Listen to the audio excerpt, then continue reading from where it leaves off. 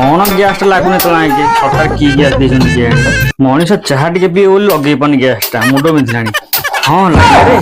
केंद्र सरकारଙ୍କର କଡ଼ା ନିୟମ लागू ରୋଷେଇ କରିବା ସମୟରେ ଏଣିକି ହେଲମେଟ ପିନ୍ଧିବେ तो बाळा कमी कर ता बाइसरे मन नथला मनीष झाळमा हेलानी हेलमेट आनी मोर मन नथला जो बढ़िया नियम करछन सरकार हेलमेट पिंधि रोषेई करिवो नचेत एलपीजी गैस सिलिंडर वितरण करबा बंद कर दिया जिवो बोली सरकार कड़ा निष्पत्ति नैछन्ते एभली निष्पत्ति को सुनी ओडिसा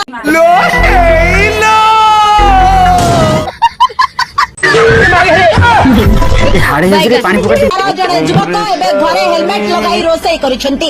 एणिके गैस टांकी फाटिले डर भय रहइबा नाही बोली युवक जनक व्यक्त करिसेंती जाहाको देखि केंद्र सरकार खुशी होई तांको एक छोटो गैस के उपहार दैछन्ती महिला माने हेलमेट लगाई रोषेई करंतु केंद्र सरकार कठारु उपहार नै